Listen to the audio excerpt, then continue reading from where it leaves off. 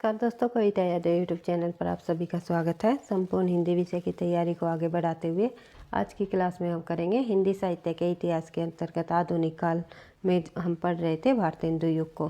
भारतेंदु युग के से संबंधित हम भारतेंदु हरिश्चंद्र जी से संबंधित पढ़ रहे थे। पिछली क्लास में हमने भारतेंदु हरिश्चंद्र से संबंधित कुछ महत्वपूर्ण तथ्यों को कर लिया था और भारतेंदु हरिश्चंद्र की प्रमुख रचनाओं को आज की क्लास में हम करेंगे। तो देख लेते हैं भारतेंदु हरिश्चंद्र जी से संबंधित एक बार फिर से थोड़ा सा जितना हमने पढ़ा था रिवाइज करते हुए हम बढ़ेंगे आगे। तो जन्म काल की बात करें तो भारतेंदु हरिश्चंद्र जी का जो जन्म है 1850 ईस्वी से 1850 ईस्वी से लेकर के 1885 ईस्वी तक का माना जाता है, ये आपको पता ही है। तो भारतेंदु जी का जो जन्म 1850 ईस्वी, विक्रमी संवत में पूछ लिया जाए तो 1907 ईस्वी, मृत्यु काल 1885 ईस्वी, विक्रमी संवत में पूछ लिया जाए तो 1842 ईस्वी। मात्र 35 वर्ष की आयु में ही इनका देहांत हो गया। पिता का नाम है बापू गोपाल चंद्र गिरिधर दास और उसके बाद इनका मूल नाम हम देखें तो भारतेंदु जी का मूल नाम हरिश्चंद्र है और भारतेंदु नाम की इन्हें उपाधि मिली हुई थी। डॉक्टर नगेंद्र के अनुसार अगर हम बात करें तो डॉक्टर नगेंद्र के अनुसार उस समय के पत्रकारों एवं साहित्यकारों ने 1880 ईस्वी में इन्हें भारतेंदु की उपाधि से सम्मानित किया। ये हम पहले पढ़ चुके हैं। भारतेंदु भारत का इंदु यानी कि भारत का चंद्रमा इन्हें कहा गया। मुख्य व्यवसाय इनका रहा पत्रकारिता।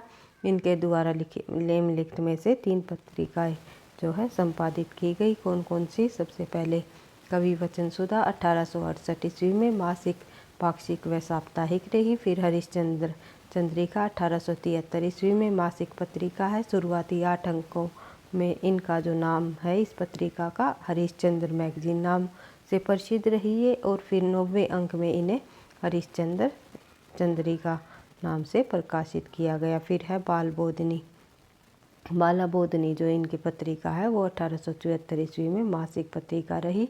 यह स्त्री शिक्षा से संबंधित पत्रिका मानी जाती है। परीक्षाओं में पूछ लिया जाता है निम्नलिखित में से कौन सी पत्रिका भारतेंदु जी की स्त्री शिक्षा से संबंधित रही? ये रही बाला बोधनी 1874 ईस्वी। ये आपको ध्यान रखना है। ये तीनों पत्रिकाएं काशी बनारस से प्रकाशित होती रही। फिर बात कर लेते हैं भारतेंदु हरिश्चंद्र जी की प्रमुख रचनाएं। यहाँ तक हम पहले पढ़ चुके थे पिछली क्लास में। अब करेंगे भारतेंदु हरिश्चंद्र जी की जितनी भी प्रमुख रचनाएं रही हैं, कौन कौन सी उन्होंने प्रमुख नाटक लिखे हैं और किस नाटक का अनुवाद उन्होंने किस नाम से किया है। अनुदित और मौलिक सभी नाटकों को देखते हुए उन्होंने कहानी, निबंध, जो उपन्यास लिखे उन रचनाओं को भी हम देखेंगे, क्योंकि परीक्षाओं में भारतेंदु हरिश्चंद्र से संबंधित प्रश्न अवश्य ही पूछा जाता है। टीजीटी पीजीटी परीक्षा हो या एनटीए नेट की परीक्षा हो, तो सभी के लिए एक क्लास मददगार साबित होगी। शुरुआत कर लेते हैं। भारतेंदु हरिश्चंद्र ने जो अपनी 35 वर्षों की अल्पायु में केवल 35 वर्ष का ही जीवन काल रहा है भारतेंदु जी का। ये आपको पता ही है कि इतनी कम उम्र में ही उन्होंने जो है साहित्य के क्षेत्र में इतनी प्रसिद्धि प्राप्त कर ली थी और उन्होंने देश के लिए भी जो है अपनी लेखनी के माध्यम से बहुत कुछ किया है। तो उन्होंने इतनी अच्छी अच्छी रचनाएं लिखी है जिनमें देशवासियों में जो है राष्ट्रीयता की भावना भी जागृत इनकी रचनाओं के माध्यम से हुई है। भारतेंदु हरिश्चंद्र जी ने हिंदी साहित्य में लगभग प्रत्येक विधा से रचना लिखी है, चाहे नाटक हो या फिर काव्य संग्रह हो, काव्य हो या कहानी हो या निबंध हो। उन्होंने हर लेखनी पर जो है हर विधा पर अपनी लेखनी चलाई है भारतेंदु जी ने। इनके लिए हिंदी साहित्य जगत सदैव उनका ऋणी अर्थात आभारी रहेगा। इनकी समस्त रचनाओं की जो संख्या है 175 के लगभग मानी जाती है। सबसे पहले नाटक देख लेते हैं भारतेंदु जी से संबंधित कौन कौन से नाटक लिखे हैं भारतेंदु जी ने। कुल नाटकों की संख्या उन्होंने 17 लिखी है और उनके जो अनुदित व मौलिक दोनों प्रकार से उन्होंने नाटक लिखे हैं। कुल कितने नाटक रहे हैं भारतेंदु जी के? 17। अगर संख्या भी पूछ ली जाए तो आपको ध्यान रखना है कि भारतेंदु जी द्वारा अनुदित व मौलिक नाटकों को मिला करके कुल नाटकों की संख्या उनकी 17 रही है। इनमें 8 उनके अनुदित नाटक रहे हैं और 9 उनके मौलिक नाटक माने जाते हैं। देख लेते हैं अगले जो हमारे अनुदित व मौलिक नाटक है कौन कौन से प्रमुख नाटक रहे हैं। सबसे पहले अनुदित नाटक देखते हैं। 8 कौन कौन से उनके अनुदित नाटक रहे हैं और उनका अनुवाद उन्होंने कहाँ किस रचना को आधार मान करके किया है, ये भी तथ्य देख लेते हैं, क्योंकि पूछ लिया जाता है कि भारतेंदु हरिश्चंद्र जी द्वारा जो विद्या सुंदर है किस नाटक का अनुवाद है या किस का अनुकरण करके लिखा है। उन्होंने अनुवाद ही किया है, अनुकरण तो क्या कहे।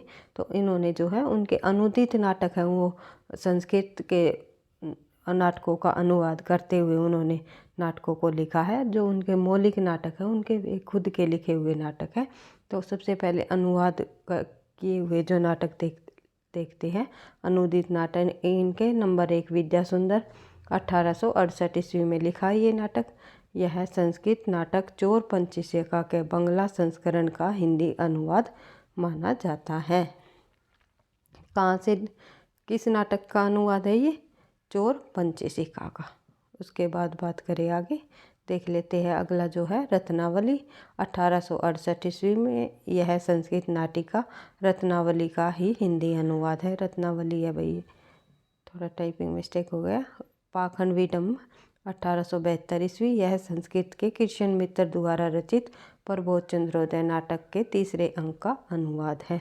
उसके बाद धनंजय विजय 1873 ईस्वी। यह संस्कृत के कांचन कवि द्वारा रचित धनंजय विजय नाटक का हिंदी अनुवाद है। एक संस्कृत के विद्वान रहे कांचन, उन्होंने धनंजय विजय जो रचना लिखी है उनका अनुवाद इनका जो भारतेंदु जी का धनंजय विजय नाटक रहा है अनुदित। उसके बाद कपूर मंजरी जो है यह षटक श्रेणी के नाटक संस्कृत के कांचन कवि द्वारा नाटक का अनुवाद है। यह भी जो है संस्कृत के कांचन कवि द्वारा जो रचित नाटक का अनुवाद माना जाता है। उसके बाद भारत जननी 1877 ईस्वी में इनका गीति नाट्य जो संस्कृत से हिंदी में अनुवादित है। यह भी जो है संस्कृत से हिंदी में अनुवादित किया हुआ इनका एक प्रकार का जो भारत जननी है ये गीति नाट्य रहा है। मुद्रा राक्षस 1878 ईस्वी। यह विशाख दत्त के संस्कृत नाटक का हिंदी अनुवाद है। फिर है दुर्लभ बंधु 1880 ईस्वी में। यह अंग्रेजी नाटककार शेक्सपियर के मैनचेस्ट ऑफ वेनिस का हिंदी अनुवाद माना गया है। ये थे भारतेंदु जी के अनुदित नाटक। अनुदित नाटकों को जो है क्रम वाइज भी लगाने को दे दिया जाता है या इनका सन भी पूछ लिया जाता है या फिर ये पूछ लिया जाता है ये नाटक किसका हिंदी अनुवाद है।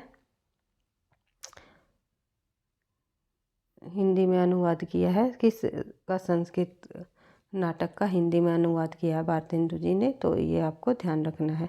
तो एक बार फिर से हम देख लेते हैं इनके अनुदित नाटकों को। तो जिसमें आते हैं विद्या सुंदर, रत्नावली, पाखंड विडम्बन, धनंजय विजय, कपूर मंजरी, भारत जननी, मुद्रा राक्षस, दुर्लभ बंधु। और फिर आते हैं इनके मौलिक नाटक। मौलिक नाटकों की संख्या 9 है। वेदिकी हिंसा न भवती। इसमें पशु बलि प्रथा का विरोध किया है। 1873 में लिखा हुआ नाटक है ये। इसमें पशु बलि प्रथा का विरोध किया है, यानी कि ये नाटक एक व्यंग्यात्मक नाटक रहा है जिसमें बताया कि वेदों में जो हिंसा दी गई है, हिंसा को उस वेदों में के द्वारा जो बताई गई जो हिंसा है वो हिंसा नहीं होती।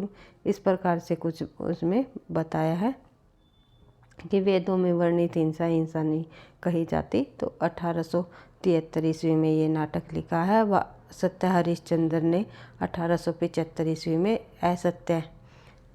सत्य पर विजय का वर्णन इसमें किया है। सत्य हरिश्चंद्र जो कि 1875 का इनका नाटक है, एक मौलिक नाटक है। उसमें उन्होंने असत्य पर सत्य की विजय का वर्णन दर्शाया है। श्री चंद्रावली नाटिका में 1876 ईस्वी में इसमें प्रेम भक्ति का आदर्श का प्रस्तुत किया गया है। उसके बाद है विश्व विष्णुधाम 1876 ईस्वी में। एक प्रकार का भाण है यह एक भाण है और यह देसी राजाओं के कुचक्करपूर्ण परिस्थितियों के लिए रचा गया नाटक है। विष्णुधम। फिर है भारत दुर्दशा। भारत दुर्दशा जो है 1880 ईस्वी में नाट्य रासक है। इसमें अंग्रेजी राज्य में भारत की दशा का चित्रण किया गया है। यह नाटक प्रबोध चंद्रोदय शैली में से प्रभावित रहा है। कई बार पूछा जाता है भारतेंदु जी का कौन सा नाटक प्रबोध चंद्रोदय शैली से प्रभावित नाटक माना जाता है, वो है भारत दुर्दशा। उसके बाद बात करें नील देवी। यह है इनका जो नील देवी नाटक भारतेंदु जी का एक ऐतिहासिक नाटक माना जाता है और 1881 ईस्वी में यह गीति रूपक नाटक है। यह पंजाब के एक हिंदू राजा का मुसलमान पर चढ़ाई का ऐतिहासिक वृत्त पर लिखा जाने वाला नाटक है। इसमें नारी के आदर्शों की महत्ता का प्रतिपादन किया है। कई बार पूछा जाता है कि नील देवी भारतेंदु जी का किस प्रकार का नाटक है या इनमें से भारतेंदु जी का कौन सा ऐतिहासिक नाटक है, तो आपको ध्यान रखना है नील देवी। उसके बाद बात करें अंधेर नगरी की। अंधेर नगरी 1881 ईस्वी में प्रहसन, यह प्रहसन जो ये नाटक है अंधेर नगरी, इसमें 6 दृश्य है। इसमें भ्रष्ट शासन तंत्र पर व्यंग्य किया गया है। प्रेम जोगनी फिर है प्रेम जोगनी 1875 ईस्वी। प्रेम जोगनी नाटिका है इनकी और इनमें तीर्थ स्थानों पर होने वाले कर्तव्यों या का चित्रण दर्शाया गया है। फिर है सती प्रताप। सती प्रताप 1883 ईस्वी में लिखा गया नाटक है। ये कौन सा? सती प्रताप 1883 ईस्वी में। यह भी एक गीति रूपक नाटक है। यह इनका अधूरा नाटक माना जाता है। इस नाटक को बाद में राधाचरण दास जी ने पूरा किया था। राधाचरण दास मैंने आपको बताया था कि भारतेंदु जी के फुफेरे भाई हैं। कई बार परीक्षाओं में पूछा जाता है कि इन्होंने जो है सती प्रताप को पूरा किया। कौन सा नाटक भारतेंदु जी का अधूरा रहा? जैसे कि जयशंकर प्रसाद की ईरावती जो नाटक है अधूरा माना गया है। मुंशी प्रेमचंद जी का जो मंगलसूत्र एक उपन्यास है वो अधूरा है। इस प्रकार से बहुत सारी रचनाएं किसी लेखक द्वारा जो लिखी गई है, अंत में जो रचना लिखी जाती है, बहुत सारी रचनाएं ऐसी है जो उन्होंने लेखकों ने पूरी नहीं की, किसी और अन्य लेखक द्वारा पूरी की गई है। तो जितनी भी अधूरी रचनाएं हैं उनको भी आपको ध्यान रखना है, क्योंकि यहाँ से प्रश्न पूछा जाता है इनमें से कौन सी रचना इस रचनाकार की अधूरी रचना है। तो ये आपको ध्यान रखना है। निराला की भी एक रचना अधूरी रही है। तो बहुत सारे ऐसे लेखक हैं जिनकी रचनाएं अधूरी रही है। उसके बाद एक बार फिर से मौलिक नाटकों की हम चर्चा करें तो वेदिक हिंसा न भवति, सत्य हरिश्चंद्र, श्री चंद्रावली नाटिका, विस्मय विस्मोधम, भारत दुर्दशा, नील देवी, अंधेर नगरी, प्रेम जोगिनी, सती प्रताप इनकी प्रमुख रचनाएं रही है। मौलिक नाटक भी देख लिए हमने और अनुदित नाटक भी देख लिए भारतेंदु जी से संबंधित। अब इनकी कुछ काव्यात्मक रचनाएं हम देख लेते हैं, क्योंकि काव्यात्मक रचनाएं भी परीक्षाओं में पूछी जाती है। निम्नलिखित में से कौन सी रचना भारतेंदु जी की है या नहीं है? तो इनके द्वारा रचित काव्य रचनाओं की कुल संख्याएं जो है 70 मानी जाती है। और इनमें कुछ इस प्रकार से है जो प्रमुख है, जो परीक्षाओं में पूछी जाती है या पूछे जाने की संभावना है, उन्हीं रचनाओं को हमने लिया है। पूरी 70 रचनाओं को यहाँ पर हमने नहीं लिया है।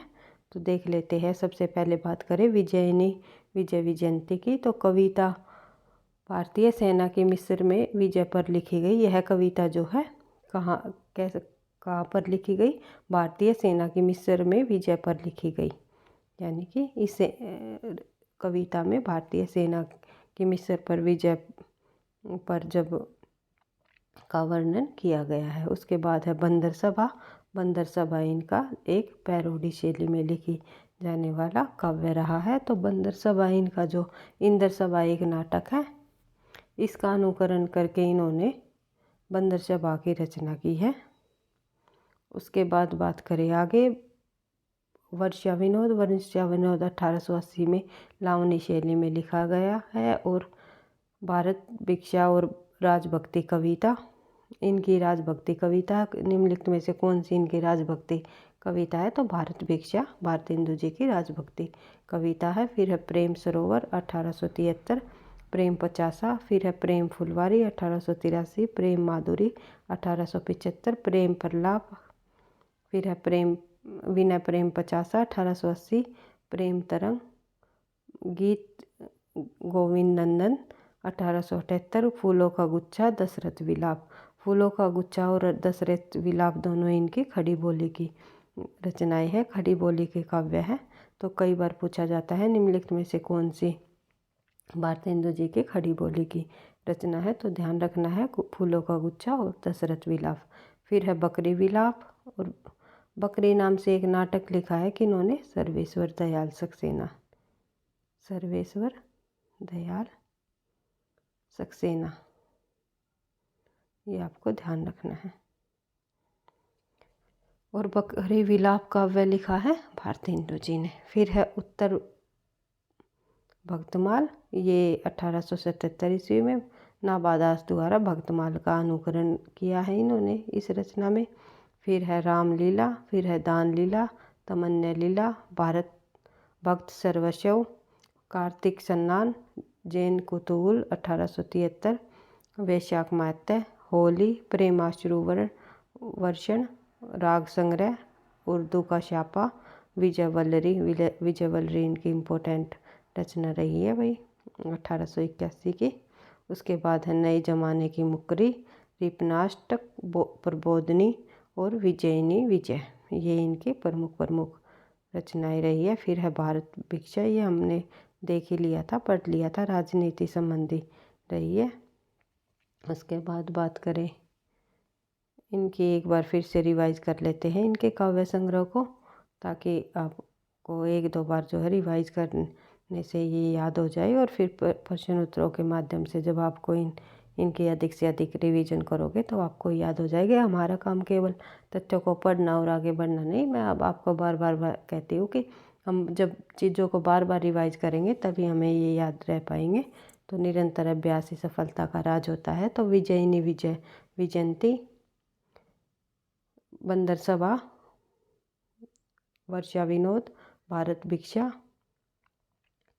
और प्रेम पचीसी, प्रेम पचासा, प्रेम फुलवारी, प्रेम माधुरी, प्रेम प्रलाप, विनय प्रेम पचासा, प्रेम तरंग, गीत गोविंदानंद, फूलों का गुच्छा, दशरथ विलाप, बकरी विलाप, उत्तर भक्तमाल, भक्त रामलीला, दान लीला, तमन्या लीला, भक्त सरवशव, कार्तिक सन्नान, जैन कुतूहल, वैशाख मात्य, होली, प्रेमाश्रु वर्षण, राग संग्रह, उर्दू का छापा, विजय वल्लरी, और नए जमाने की मुकरी, रिपनाष्टक, प्रबोधिनी, विजयनी विजय और भारत भिक्षा।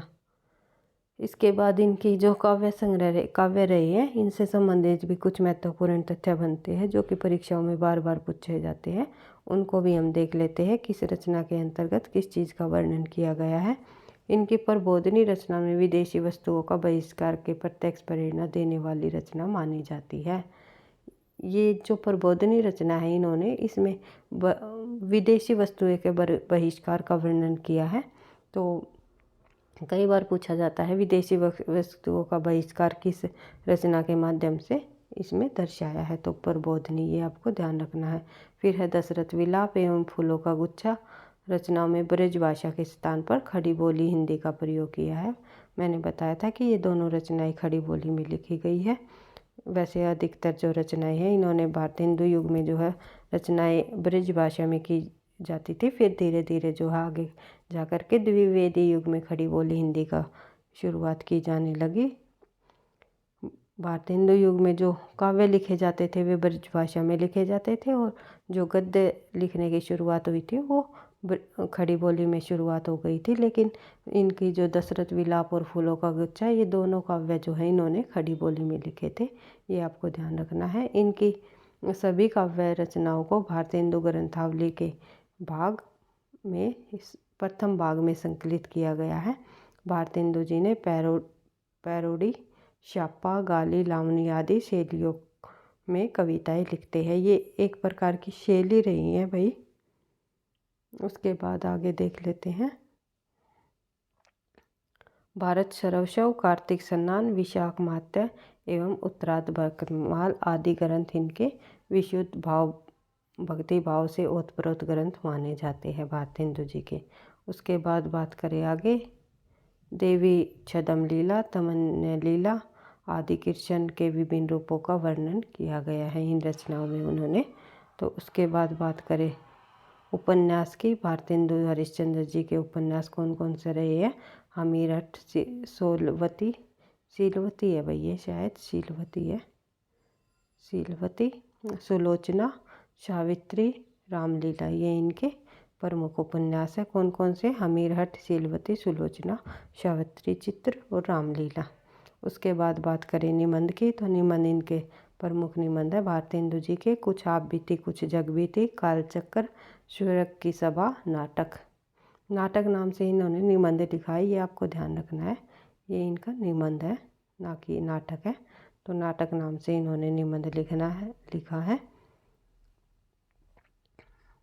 उसके बाद बात करें सबे जाति गोपाल की, सूर्योदय, मित्रता, बंग भाषा की कविता, भारत वर्षोन्नति कैसे हो सकती है, कश्मीर सुषमा भी इनका निबंध संग्रह है और ये एक ऐतिहासिक ग्रंथ रहा है इनका, और जिसमें 44 निबंध है। और देख लेते हैं आगे इतिहास ग्रंथ जो रहे हैं, कश्मीर कुसुम, सुषमा नहीं भाई, कश्मीर कुसुम, और आपको कमेंट बॉक्स में लिख करके बताना है कश्मीर सुषमा नामक की भी रचना है एक प्रसिद्ध लेखक की, और परीक्षाओं में पूछी जाती है किस लेखक की है कश्मीर सुषमा रचना, ये आपको बताना है। क्योंकि मेरे मुंह से कश्मीर सुषमा निकल ही गया, तो आप जो है इस रचना को भी बताना है कश्मीर सुषमा किसकी है। कश्मीर कुसुम है ये, इसके लिए मैं माफ़ी चाहूँगी, क्योंकि कश्मीर सुषमा प्रसिद्ध रचना रही है, इसलिए मैं जो है मुंह में से निकल गया। कश्मीर कुसुम भारतेंदु जी की का जो है इतिहास ग्रंथ है। बादशाह दर्पण, और फिर है कहानी इनकी अद्भुत है, पूर्व शौपन यात्रा, एक मिनट भाई यहाँ टाइपिंग मिस्टेक है, अद्भुत अपूर्व शौपन, फिर आ जाएगा इनके यात्रा वृत्तांत, सरयू पार की यात्रा और लखनऊ यात्रा, ये इनके 2 यात्रा वृत्तांत भी माने गए हैं। यात्रा वृत्तांत इनके रहे हैं सरयू पार की यात्रा और लखनऊ यात्रा। कहानी है इनकी अद्भुत अपूर्व शौपन। इस प्रकार से आपको भारतेंदु जी की जितनी भी ये रचनाएं हैं, विधा भी देख लेनी है, कौन सी रचना किस विधा की है, उपन्यास कौन कौन से हैं, निबंध कौन से है, और जो है इनकी यात्रा वृत्तांत और कहानी कौन सी है, ये भी आपको देख लेनी है। तो और अन्य तथ्यों की जब हम बात करें भारतेंदु जी से ही संबंधित, भारतेंदु युग से ही संबंधित, तो हम देख लेते हैं ये हिंदी गद्य साहित्य के जन्मदाता माने जाते हैं। कौन? भारतेंदु हरिश्चंद्र जी, और रसा उपनाम से भी ये लेखन कार्य करते रहे हैं। इनके द्वारा हिंदी लेखकों की समस्याओं का समाधान करने के लिए, समस्या पूर्ति के लिए कविता वर्धिनी सभा की भी स्थापना भी इन्होंने की है। कविता वर्धिनी सभा की स्थापना किन्होंने की है, किसके द्वारा की गई है समस्या पूर्ति के लिए, जो है हिंदी लेखकों में भारतेंदु जी ने, ये आपको ध्यान रखना है। उसके बाद ये 11 वर्ष की अल्पायु में ही कविताएं लिखने लगे थे। मैंने आपको बताया ही था कि केवल 35 वर्षों की आयु, 35 वर्ष ही इनका जीवन काल रहा। उसमें ऐसा तो नहीं है कि वे जन्म से ही कविताएं लिखने लगे थे, मात्र उन्हें कितने वर्ष मिले हैं रचना करने के लिए, उसमें भी उन्होंने 175 जो है रचनाएं लिख डाली है। साहित्य के क्षेत्र में उन्होंने लगभग 175 रचनाएं लिखी है। तो आप देख सकते हो कि इतने कम समय में उन्होंने इतनी अधिक रचनाएं लिख दी और इतनी प्रसिद्धि प्राप्त कर ली है। भारतेंदु जी एक जो है महान व्यक्ति रहे थे। इन्होंने कविता संवर्धी की सभा की स्थापना काशी में की थी, और इनके द्वारा 1873 ईस्वी में तदीय समाज की भी स्थापना की गई। ये भी कई बार परीक्षा में पूछा जाता है कि इम्पोर्टेंट तथ्य है, तदीय समाज की स्थापना कब की गई और किन्होंने की। उसके बाद बात करें आगे, इन्होंने हिंदी साहित्य के सर्वप्रथम अभिनीत नाटक जानकी मंगल, लेखक रहे हैं शीतला प्रसाद त्रिपाठी। लक्ष्मण इनका पात्र है की भूमिका निभाई थी, यानी लक्ष्मण पात्र की भूमिका में जो है इन्होंने जानकी मंगल नाटक में, जो कि शीतला प्रसाद द्वारा लिखा गया, कि लक्ष्मण पात्र की भूमिका इन्होंने निभाई थी, किन्होंने? भारतेंदु हरिश्चंद्र जी ने। उसके बाद बात करें आगे, इन्होंने वल्लभाचार्य द्वारा परिवर्तित पुष्टि मार्ग से दीक्षा ग्रहण की थी। इन्होंने राष्ट्रीय भाषा की प्रशंसा करते हुए लिखा था कि निज भाषा उन्नति है, सब उन्नति को मूल, बिन निज भाषा ज्ञान के मिटत नहीं ये को मूल। ये जो पंक्ति रही है कई बार परीक्षाओं में पूछी जाती है, तो ध्यान रखना है, भारतेंदु जी द्वारा रचित है। उसके बाद बात कर लेते हैं प्रमुख कथनों की, क्योंकि कथनों से संबंधित भी आजकल परीक्षाओं में प्रश्न पूछे जाने लगे हैं, अधिक प्रश्न पूछे जाते हैं कथनों से संबंधित भी। तो देख लेते हैं, भारतेंदु को शुक्ल जी ने नर प्रकृति का कवि कहा है। क्या कहा है भारतेंदु जी ने? भारतेंदु जी को शुक्ल जी ने, आचार्य रामचंद्र शुक्ल जी ने क्या कहा है? भारतेंदु जी को नर प्रकृति का कवि माना है। और डॉक्टर नगेंद्र ने कविता के क्षेत्र में नव युग का अग्रदूत माना है भारतेंदु जी को। ये आपको ध्यान रखना है, शुक्ल के अनुसार और डॉक्टर नगेंद्र के अनुसार। इन दोनों तथ्यों को ध्यान रखना है कि आचार्य रामचंद्र शुक्ल ने नर प्रकृति का कवि किसे कहा है, तो भारतेंदु जी को। डॉक्टर नगेंद्र ने कविता के क्षेत्र में नवयुग का अग्रदूत किसे कहा है, तो भारतेंदु जी को। ये आपको ध्यान रखना है। उसके बाद बात करें आगे, राजा शिव प्रसाद सितारे हिंद और भारतेंदु का प्रमुख अंतर यह है कि पहला टकसाली हिंदी लिखता था और दूसरा लोक उपयोगी। ये जो कथन है बच्चन जी का रहा है। शिव प्रसाद जी और भारतेंदु जी के संबंध में उन्होंने अंतर बताते हुए कहा है कि पहला कवि है यानी कि शिव प्रसाद सितारे हिंद, वे किस प्रकार की हिंदी लिखता था? टकसाली हिंदी लिखता था। और दूसरा है लोक उपयोगी हिंदी लिखता था, लोक उपयोगी लिखता था। यानी जिस प्रकार से कबीरदास जी ने अपने जो दोहे व रचनाएं जो समाज सुधारने के लिए उन्होंने की थी, उसी प्रकार से भारतेंदु जी ने भी जो अपनी जो रचनाएं हैं वो समाज के लिए जो है, समाज पर व्यंग्य करते, अंग्रेजों पर व्यंग्य करते हुए उन्होंने लिखा है। तो लोक उपयोगी उन्होंने अपनी रचनाएं की है।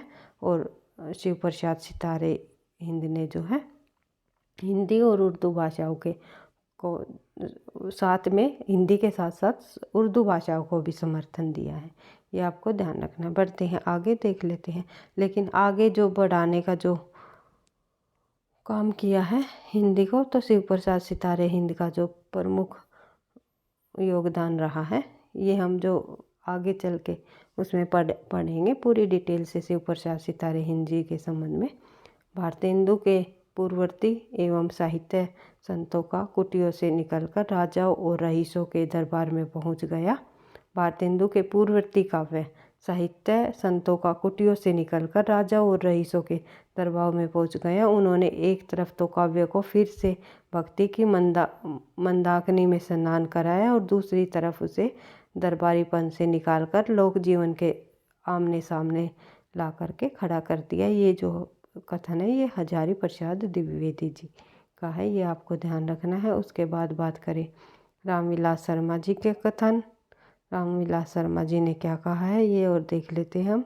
1873 ईस्वी में हिंदी एक नई चाल में ढली। यह कार्य बहुत पहले संपन्न हो चुका था। 1857 के आसपास राजा शिव प्रसाद सितारे हिंद जो है जैसी हिंदी लिख रहे थे उसे भारतेंदु जी ने अपनाया। ये एक बात कही है रामविलास शर्मा ने।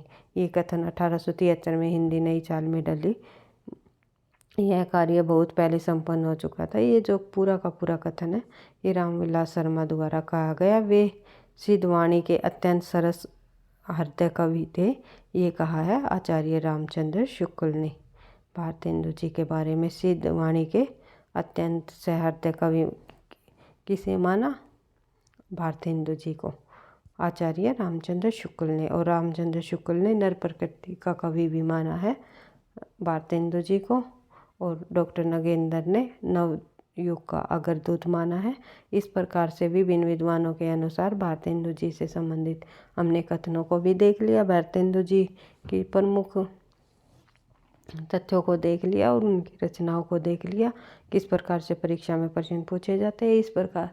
इसी प्रकार से भारतेंदु युग के और अन्य कवियों को भी हम जो है बिल्कुल डिटेल से उनकी रचनाओं को जिन तथ्यों से परीक्षाओं में प्रश्न पूछे जाते हैं हमेशा उनको करते हुए अपनी तैयारी को आगे बढ़ाएंगे। वीडियो पसंद आई, क्लास पसंद आई तो आप लाइक करना, दोस्तों के साथ शेयर करना। चैनल पर पहली बार हो तो सब्सक्राइब कर लेना ताकि नोटिफिकेशन आपको समय पर मिलता रहे। पढ़ते रहना, आगे बढ़ते रहना। थैंक यू, धन्यवाद।